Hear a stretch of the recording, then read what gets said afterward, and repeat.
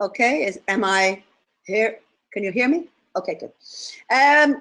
Well, we have a very unusual format for our lasers because we have it in a cafe. It's called Salotto, which in Italian means salon. And this cafe is allows us to use the whole facility for nothing, but we all have to hopefully stay for dinner. So the idea is that the talks happen. This is stage 1, stage 2, and stage 3. Stage 1 is we have the talks, usually 2 artists, or 1 artist and 1 scientist speaking specifically about a subject, which is all pre-chosen.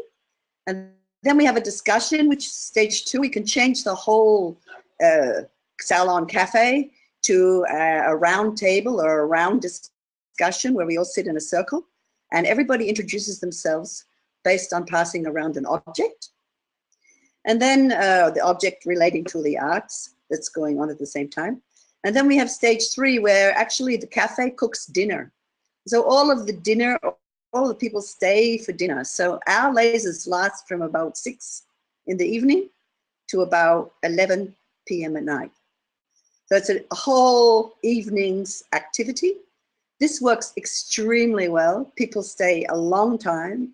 There's a lot of discussion and there's a lot of post-discussion. And the dinners kind of holds the whole thing together. So as to format, it works really well. We're getting a sort of standard audience, but we're not getting that same audience every time. It depends on the subject. So of course, the audience, we have like about 20 who turn up permanently and about another 20 who sort of come and go depending on the subject. There's an interest in finding out about the community and more of the lasers that are going on. And there's an interest in sharing information with that community. We have a mailing list of about 600 people. We could, in fact, share that mailing list also to Leonardo. And what we realize is that people really like to come and have this much more, I would say, extended evening rather than just a 2-hour standard presentation. So what would work for us is perhaps more connection to the rest of the lasers. And maybe something that would work, maybe would be better, would be that you might know about the other lasers. So when you're traveling, you could tie into those. And you might also know, some of our audience are interested in perhaps speaking in other lasers or being connected to other lasers, having the chance to speak at other lasers. There's also the possibility maybe that of funding. I think that's where we really have to think about seriously because we're all doing this work entirely voluntarily. There's no funding. So I can only sort of bring in people if they're in Europe. I can't bring in anyone from anywhere else unless they're traveling through.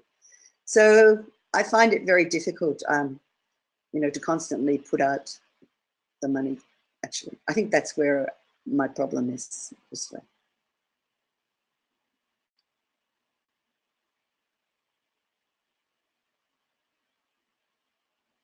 I have a couple. Hi, Jill. It's John. Nice to see you.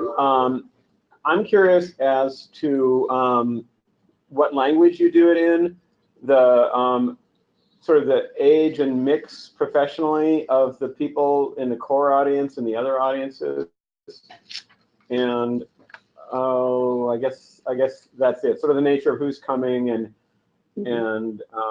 how you deal with language issues. Okay. You right? Can you hear it? Yeah. We're doing the whole thing in English. And we get quite a big community here, particularly from science. I think our audience is almost 50% scientists and 50% artists. It's very evenly matched.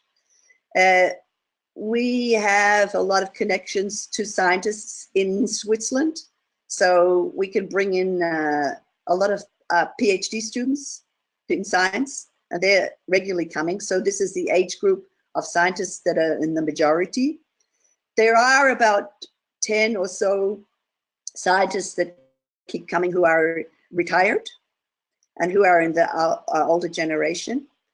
The artists are mixed depending on the subject, but we have age groups that goes mostly, I would say, 60% young people, 70%, and 20% older people.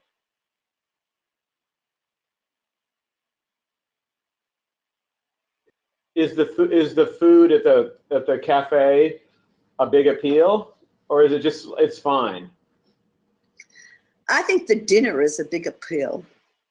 It's just that the evening does not end in the same way, say, a conference would or a standard lecture. It ends with a very social, easygoing occasion. And what we have now is, if we put on something to do with